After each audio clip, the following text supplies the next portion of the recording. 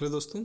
तो एक बार फिर से स्वागत है इलेक्ट्रोडायनेमिक्स के इस कोर्स में। और आज हम लोग अपनी सीरीज़ के अगले हिस्से में बात करेंगे लॉरेंज गॉज के बारे में।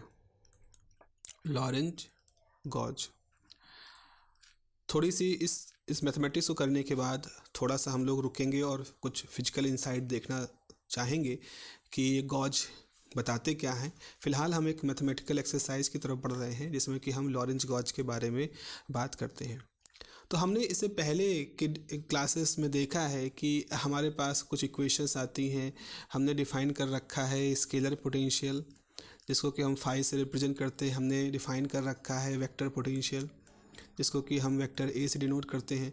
तो हम क्या कर रहे होते हैं, हम मैक्सवेल्स की इक्वेशन वगैरह को मिला करके और एक फार्मूला जो हम लोग यूज करते हैं B = डेल क्रॉस ए, इसको यूज करके हम कुछ इक्वेशंस डिराइव करते हैं और उस दौरान हमारे पास कुछ कपल्ड इक्वेशन आती हैं। उन इक्वेशंस को डिकपल करने के लिए या अनकपल करने के लिए हम एक कंडीशन मानते हैं। तो अब हम यहाँ पे लिख सकते हैं कि द लॉरेंज कंडीशन, एक लॉरेंज कंडीशन वहाँ की बात करते हैं। पीछे के वीडियोस आप देखिएगा। द लॉरेंज कंडीशन फॉर किस लिए होते हैं, for determining uncoupled, for determining uncoupled wave equation in terms of wave equation in terms of scalar potential phi and vector potential capital A में रिटर्न एज। कैसे आप लिख पाते हो, तो आपके पास इक्वेशन आती है कुछ del dot A plus mu epsilon del phi upon del t is equal to 0। तो इस तरह से एक लॉरेंज कंडीशन हम मान लेते हैं, जिसको जैसे ही आप अप्लाई करते हो तो आपकी जो इक्वेशन होती है वो डीकपल हो जाती है। ठीक है। तो अगर अगर वो ए, अगर हम कह सकते हैं कि वो ए वेक्टर पोटेंशियल और फाई स्केलर पोटेंशियल जब इस कंडीशन को फॉलो करते हैं, मतलब हम एक ऐसे ए की वैल्यू पाते हैं जिसका डाइवर्जेंस और एक ऐसे फाई की वैल्यू पाते हैं जिसका d/dt इस तरह के इक्वेशन को सेटिस्फाई करता है, तो हम कहते हैं वहाँ पर लॉरेंज गॉज एग्जिस्ट कर रहा है। तो एक तरह से कह सकते हो कि जो लॉरेंज कंडीशन वहाँ पर हम लोग ने मानी थी, उन लॉरेंज कंडीशन को फुलफिल करना ए और फाई के द्वारा ही हमारा लॉरेंज गॉज कहलाता है। तो आप कह सकते हो कि when A and S I satisfy the equation 1, मान लें satisfy the equation 1, it is called the presence of Lorenz gauge. इसको हम लॉरेंज गॉज की मौजूदगी मानते हैं, लॉरेंज गॉज की प्रेजेंस है। अब एक और चीज़ है कि जब हम इक्वेशन नंबर 1 का यूज कर लेते हैं तो हमारे पास डीकपल इक्वेशन कैसे आती हैं। तो यहाँ पे लिखेंगे by this gauge the wave equations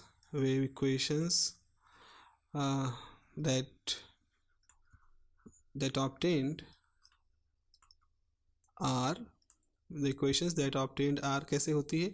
एक इक्वेशन होती है डेल स्क्वायर ए माइनस 1/c² डेल 2/t² ए बराबर 0, और नहीं, अगर हमारे पास चार्ज है तो म्यू टाइम जे, इस तरह से होती है। और एक दूसरी इक्वेशन होती है कि del square wave scalar potential 1/c² del 2 phi/dt² phi, और इधर हो जाता है आपके पास चार्ज डेंसिटी। एक हम लोगों ने डी एलम्बर्टियन ऑपरेटर के बारे में बात की थी। तो आप लिख सकते हो कि चूँकि ये जो डी एलम्बर्टियन ऑपरेटर होता है डेल स्क्वायर जिसको लिखते हैं, that is del square minus 1/c² del 2/t²। अगर ऐसा है सो वी में राइट, तो हम लिख सकते हैं वी में राइट। क्या लिख सकते हो आप, यहाँ पे आप लिख सकते हो डेल, इसको Alembertian operator A is equal to mu time J, और operator this is equal to ये। तो ये इस तरह से हमने लॉरेंज गॉज का इस्तेमाल करके इस तरह की क्वेश्चन निकाल ली है। ठीक है। अच्छा, अब हम थोड़ी सी एक्सरसाइज और यहाँ पर कर लेते हैं। थोड़ी सी एक्सरसाइज और कर सकते हैं कि सिमिलर कंडीशन, इसी तरह की conditions, similar conditions may also be obtained, फिर से निकाली जा सकती है, may also be obtained by using some other a, मान लो a dash and phi से phi dash। तो कि मैंने बताया था, आप लोगों से डिस्कस हुआ था कि जो ये पोटेंशियल होते हैं, चाहे वो वेक्टर पोटेंशियल ए हो, चाहे स्केलर पोटेंशियल फाई हो, they are not the unique, वो यूनिक नहीं होते। ठीक है, ये हम एक रफ में लिख रहे हैं, तो ये नॉट यूनिक किस्म के टर्म है। नॉट यूनिक होने का मतलब है कि आप किसी जगह पर अगर ए यूज कर सकते हो तो आप उसको एक दूसरे ए से रिप्लेस कर सकते हो। कहीं अगर फाई यूज कर रहे हो, उसको एक दूसरे फाई से रिप्लेस कर सकते हो। ये आपके पास हमेशा मौजूद रहता है। और क्यों ऐसा होता है? चूँकि हमारे पास फार्मूला है, तो हम लिख सकते हैं कि लेट अस कंसीडर, मान लीजिए let us consider a function, let us consider a function phi such as, कैसे डिफाइन कर रहे हो कि आपने एक नया वेक्टर पोटेंशियल डिफाइन किया जो कि a plus grad of phi है। क्योंकि हम जानते हैं कि b बराबर क्या है, डेल क्रॉस a होता है, तो इस a को हम इस तरह के फॉर्मूले से लिख सकते हैं, हमारा b पे कोई असर नहीं पड़ेगा। ऑल्सो ऐसे ही आप एक नया स्केलर डिफाइन करो, स्केलर पोटेंशियल, जो पुराने स्केलर पोटेंशियल में इस तरह के टाइम डेरिवेटिव के साथ कर रखने से ठीक हो सकता है, मतलब मिल सकता है हमें। तो अब ये है कि जो हमारा ये नए ए हैं, क्या ये इस लॉरेंज कंडीशन को फुलफ़िल कर रहे हैं? मतलब एक तरह से हम लॉरेंज कंडीशन की वैलिडिटी के बारे में चेक कर रहे हैं। तो आप ये लिख सकते हो कि सब्स्टिट्यूटिंग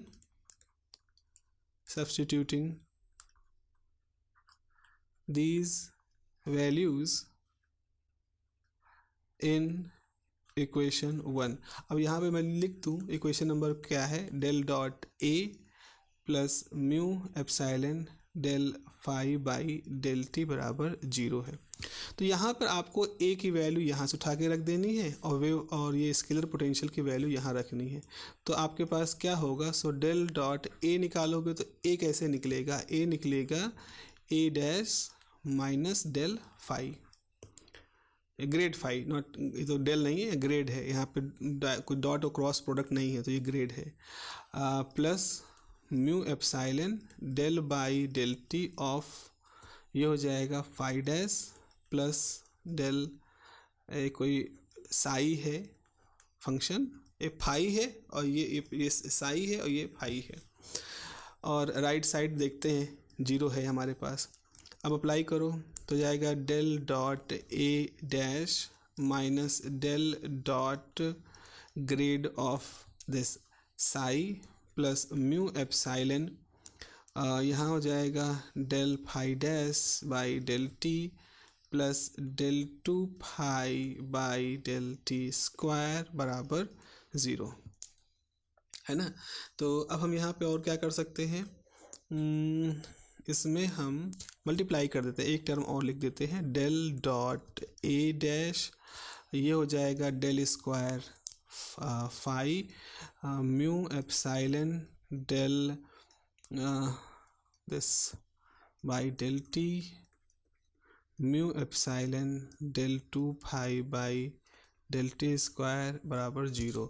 तो ऐसा करते हैं, यहाँ पर इस तरह से हम यहाँ पर क्या लिख सकते हैं कि del dot A dash plus mu epsilon del phi dash by del t, ये आ गया, माइनस डेल स्क्वायर फाई, अगर माइनस को हम बाहर ले लें तो mu epsilon del 2 phi by del t square is equal to 0। अब आप देख रहे हो अगर हम इस चीज़ को जीरो मान लें तो हमारे पास एक वेव इक्वेशन आ जाएगी। ये बिल्कुल वैसी ही कंडीशन जैसे इससे पहले हम लोगों ने डिफाइन किया था पिछले लेक्चरों में, कि जैसे ही हम इक्वेशन नंबर 1 को मानते हैं वैसे ही हमारे पास जो कपल्ड इक्वेशन होती है उसमें से हमारी दो वेव इक्वेशन छट के अलग हो जाती है। एक वेव इक्वेशन ये होती है ए के टर्म में, और एक वेव इक्वेशन जैसी इक्वेशन ये होती है फाई के टर्म में। तो ऐसा ही कुछ यहाँ पर भी हो रहा है। आप यहाँ पर क्या देख रहे हो कि जैसे ही आप इस पूरी इक्वेशन को जीरो मान दोगे, यानी कि आप एक तरह से इन ए डैश और फाई डैश के टर्म में लॉरेंज कंडीशन मानोगे तो आपके पास एक वेव इक्वेशन आ जाएगी। तो यहाँ पे लिखोगे if del dot A plus mu epsilon del phi dash by del t is zero, ये अगर ज़ीरो है तो then we get the wave equation as, कैसे वेव इक्वेशन आपको मिल जाएगी, del square psi mu epsilon del two psi del t square zero, या आप इसके लिए लिखोगे D Alembertian operator is equal to zero. तो this is our wave equation जो हम यहाँ से प्राप्त कर सकते हैं। तो इसका मतलब है कि ये जो इक्वेशन है, ये वाली इक्वेशन, ये लॉरेंज कंडीशन है किसके लिए, इस टर्म फाई के लिए। अगर फाई के टर्म में वेव इक्वेशन निकालना चाहते हो तो आपको कौन सी लॉरेंज कंडीशन के लिए ए डैश और फाई डैश के टर्म में लिखनी पड़ेगी। तो लॉरेंज कंडीशन जो है इस तरह से वैरी कर सकता है, और जिसके लिए वैरी करता है वो आपकी इक्वेशन, इस तरह की इक्वेशन, इसको मान लो इक्वेशन नंबर 2, इसको फुलफिल करते हैं। तो एक तरह से आपने कहा लॉरेंज कंडीशन या लॉरेंज गॉज का लगना एक पर्टिकुलर वेव फंक्शन के, किसी पर्टिकुलर फंक्शन की वेव इक्वेशन को डिराइव करने जैसा होता है और इसकी आवश्यकता होती है। तो जैसे जैसे अगर हमने ए और फाई से सेटिस्फाई कराए तो हमारे पास इस तरह से कुछ इक्वेशन आ गई थी वेव फंक्शन के लिए, माइनस म्यू जे और माइनस रो बाई एप्सिलॉन। जब हमने कुछ नए वेक्टर पोटेंशियल और स्केलर पोटेंशियल ले लिए तो हमने देखा वही लॉरेंज कंडीशन हमें एक नए टर्म के रूप में वेव इक्वेशन को दिखा रही है। तो इस तरह से आप कह सकते हो लॉरेंज गॉज का लगना हमारे लिए एक ख़ास तरह के सिचुएशन को लाने वाली बात हो जाती है। हम वेव फंक्शन की सिचुएशन लाना चाहते हैं तो हम लॉरेंज गॉज जैसी कंडीशन को यूज कर लेते हैं। अब मैं यहाँ पे आपसे बात करना चाह रहा था कि ये तो हो गई बात, मैथमेटिकल बात है। अब यहाँ पर कुछ है कि भाई ये गॉज वगैरह जो है इनकी ऐसी क्या इतनी ज़्यादा आवश्यकता है, ना लगाते गॉज तो क्या होता। तो बच्चों ज़रा समझो, पहली बात तो ये जो गॉज होते हैं they are some kind of mathematical procedure, ये एक तरह के मैथमेटिकल प्रोसीजर्स हैं, एक ऐसे मैथमेटिकल प्रोसीजर जिनको करके हम एक तरह से जो कुछ अननेसेसरी वेरिएबल्स होते हैं या डिग्री ऑफ फ्रीडम होते हैं हमारे फील्ड में या वेरिएबल में, उनको हम मैनेज करते हैं। अगर आपको अब आपको सर ये क्या चीज़ कह रहे हो, तो but unfortunately this is the most बहुत पास की जो चीज़ है जिसको हम समझा सकते हैं वो यही है कि with the help of this gauge theory या लॉरेंज गॉज, ये सब की सहायता से गेज लगा करके हम अपने मैथमेटिक्स जो कि हम किसी फील्ड के बारे में कर रहे हैं उस फील्ड में जो अननेसेसरी वेरिएबल्स हैं उनको मैनेज कर सकते हैं, उनको एज अ कांस्टेंट के रूप में डील कर सकते हैं, या उनके प्रभाव को हम ख़त्म कर सकते हैं या मैनेज कर सकते हैं, ऐसा समझ लो। अब समझ लो ऐसा होता है कि जब हम फील्ड डिफाइन कर रहे होते हैं तो हमारे पास कई सारे वेरिएबल यूज होते हैं, कई सारे डिग्री ऑफ फ्रीडम जो उनसे जुड़े होते हैं वो यूज होते हैं। लेकिन कई बार क्या होता है ना कि ये सिर्फ अननेसेसरी रह जाते हैं, किसी कंडीशन के अंतर्गत कोई वेरिएबल काम नहीं कर रहा होता है, वो उसका चेंज होना ना होना कोई फ़र्क नहीं पड़ता। तो हम गेज कंडीशन लगा करके एक तरह से उन अननेसेसरी या जो रिडेंडेंट किस्म के वेरिएबल्स हैं उन पे कंट्रोल करते हैं। तो हम यहाँ पर इसको कह सकते हैं कि बाई, हम यहाँ पे स्टेटमेंट क्या दे सकते हैं कि by choosing a gauge,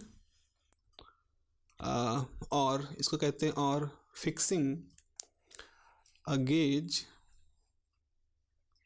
in field, किसी फील्ड में हम कोई गेज चूज करते हैं या कोई गेज फिक्स करते हैं, बाय चूजिंग अ गेज और fixing a gauge in field we manage सम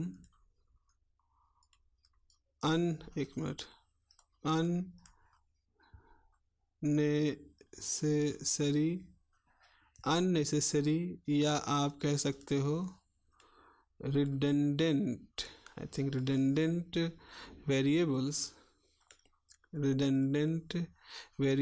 या degree of freedoms in the present field variables. जो हमारी फील्ड है जिसकी एनालिसिस करना चाह रहे हैं उसके अंदर बहुत सारे वेरिएबल हैं, लेकिन उनमें से वो वेरिएबल जो अननेसेसरी हैं या रिडेंडेंट हैं, महत्वहीन हो चुके हैं, उनको कैसे हम अवॉइड करें, कैसे उनको हम फिक्स कर दें, उसके लिए हम गेज वगैरह यूज करते हैं। तो इतना तो पक्का है कि फील्ड जो होती है वो गेज ट्रांसफॉर्मेशन से प्रभावित नहीं होती है, क्योंकि गेज ट्रांसफॉर्मेशन से क्या होता है, जो क्वांटिटीज़ हैं वो जस की तस रहती हैं, उनकी फिजिकल मीनिंग वैसे रहती है। इसीलिए हम कहते हैं कि जो फील्ड्स होती हैं वो गेज ट्रांसफॉर्मेशन के से इनवेरिएंट होती हैं। तो पहली बात तो ये समझना है कि fields are not affected by gauge transformation. तो अगला हमें यहाँ पे समझना है कि fields are not affected by gauge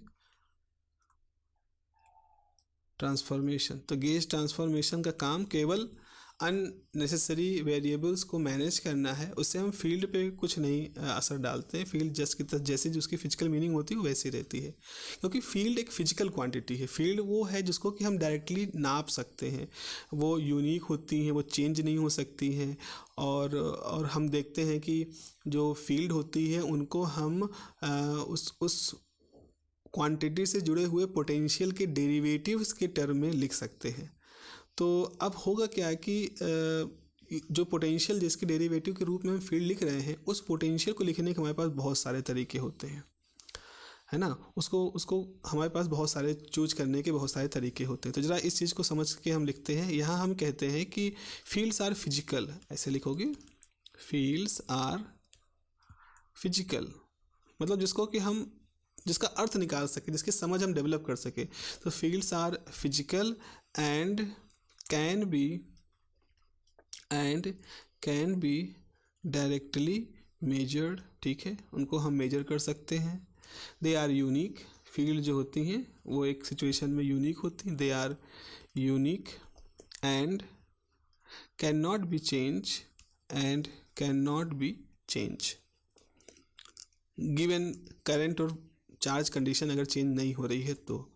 और फिर क्या लिखोगे, fields can be represented in terms of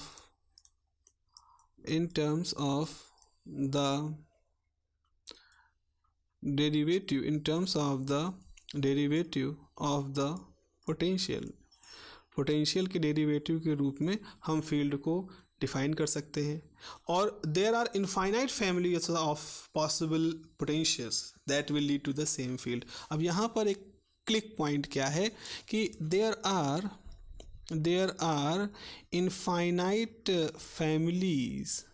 infinite families of possible potential. कितने तरह के पोटेंशियल हो सकते हैं? Possible potential, there are infinite families of possible potentials that will, मतलब पक्का है, ले ही जाएंगे, that will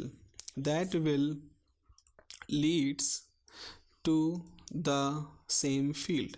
तो एक ही फील्ड तक हम कितने भी तरह के अलग अलग पोटेंशियल से पहुंच सकते हैं। तो अब इलेक्ट्रोडायनेमिक्स में हम ये कहेंगे कि there is no unique term to specify this process. भाई अगर हमने पोटेंशियल इस्तेमाल किया, मान लो u, आपने इस्तेमाल किया u प्लस सम कांस्टेंट, किसी ने इस्तेमाल किया u plus some other constant, u plus some other constant. तो इस तरह से हम अलग अलग लोग अलग अलग यू को ले करके एक ही फील्ड तक पहुंच जाएंगे।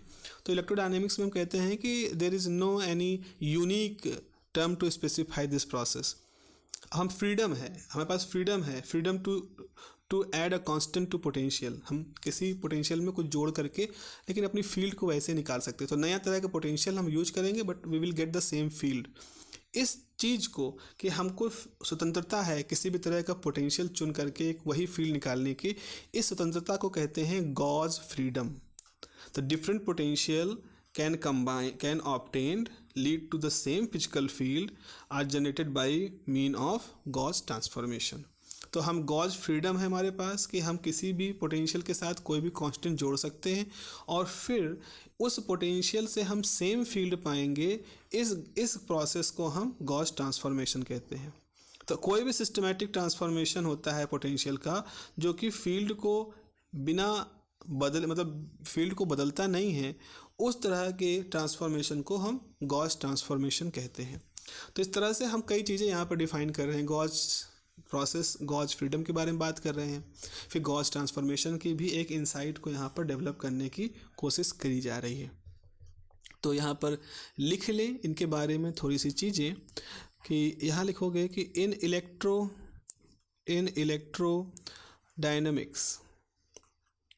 Electrodynamics there is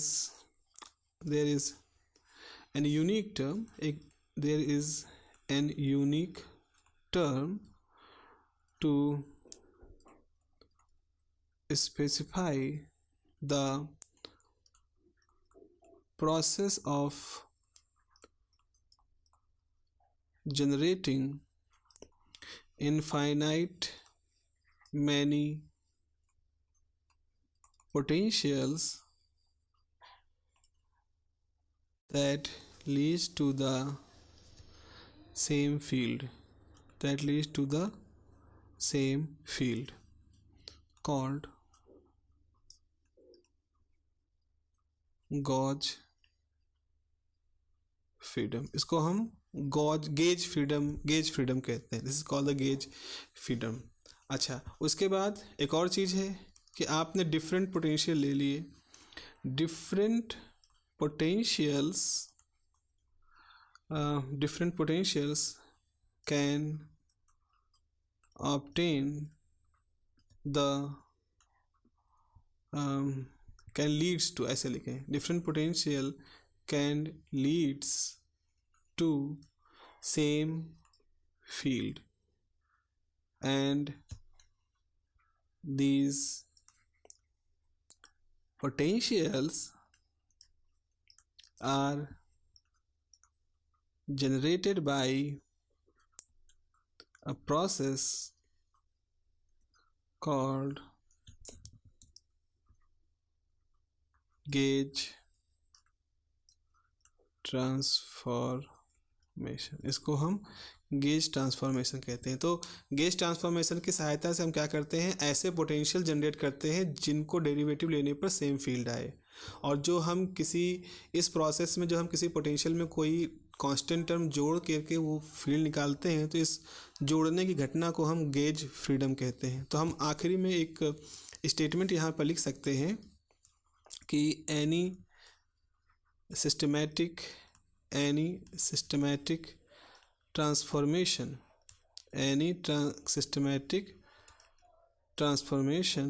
that any systematic transformation of the potential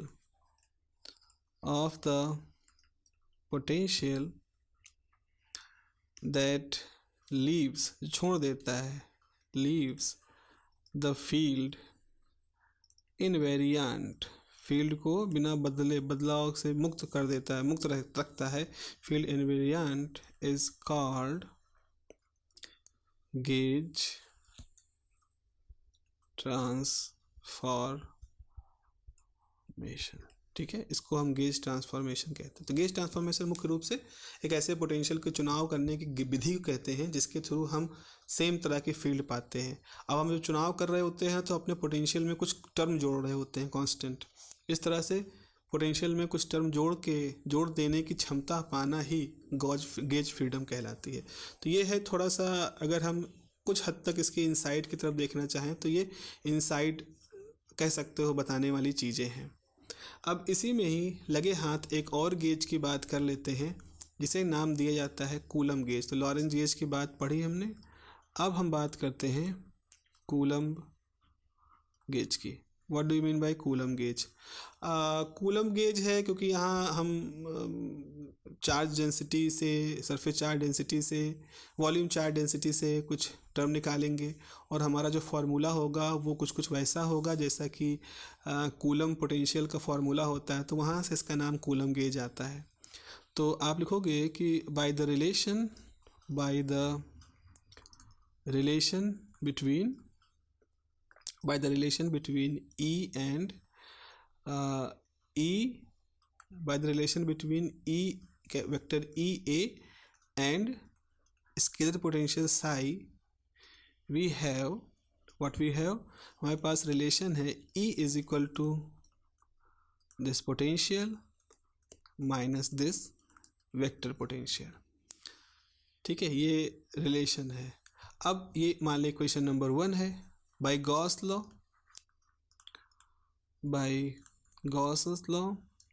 आप पढ़ते हो del dot E is equal to volume charge density upon epsilon naught. मान लो फ्री स्पेस की बात हो रही है, तो यहाँ से आपके पास आ जाएगा डेल डॉट, आप इसकी वैल्यू रख दो तो minus del scalar potential del A upon del t is equal to rho upon epsilon naught. तो जब ये अप्लाई करोगे तो ये हो जाएगा del of this scalar minus del by del t of del dot A is equal to rho upon epsilon naught. तो यहीं पे लिख देते हैं।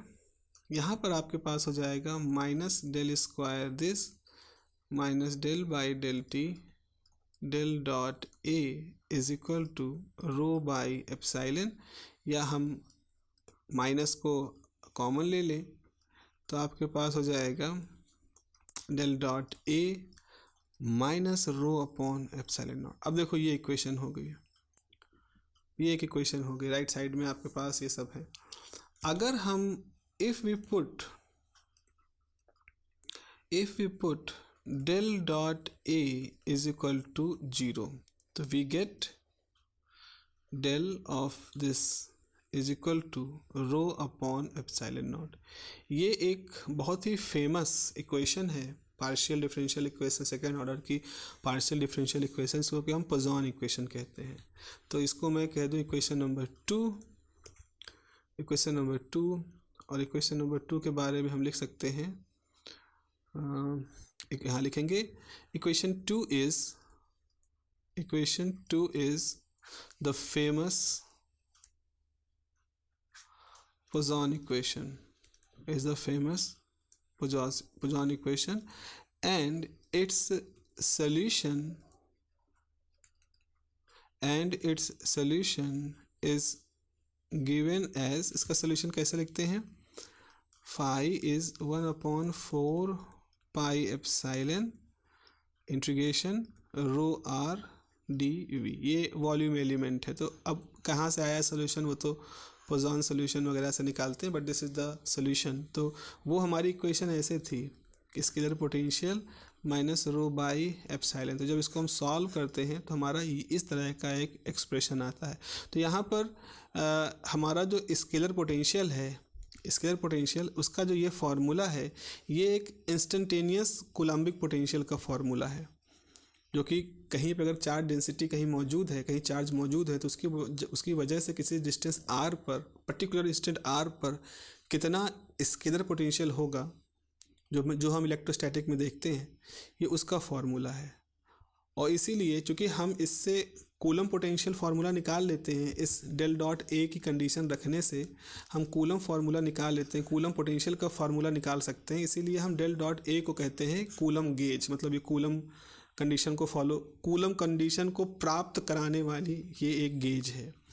तो यहाँ पे लिखोगे hence here the scalar potential here the scalar potential is, here the scalar potential, this psi is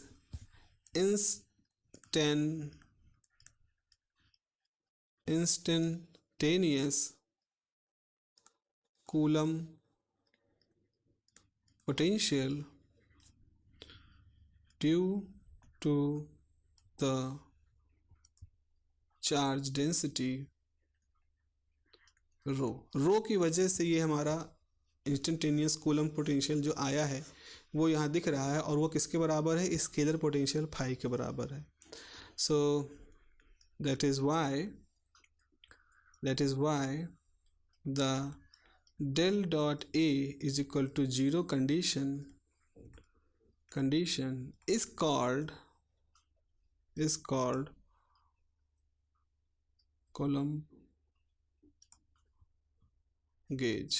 column gauge इसको हम कहते हैं. तो इस तरह से प्यारो हम लोगों ने आज कई चीज़ें समझी. एक तो लॉरेंज गेज के बारे में देखा, बात किया.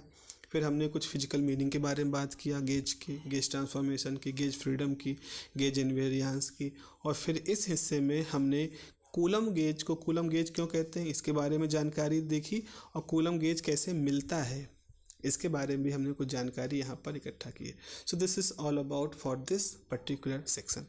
Hope you get the point. अगर कोई भी दिक्कत लग रही है आपको, देन प्लीज़ कमेंट करिए आप. I will try to resolve the issue as much as my capacity. Okay, thank you. Have a nice day. Take care. Bye bye.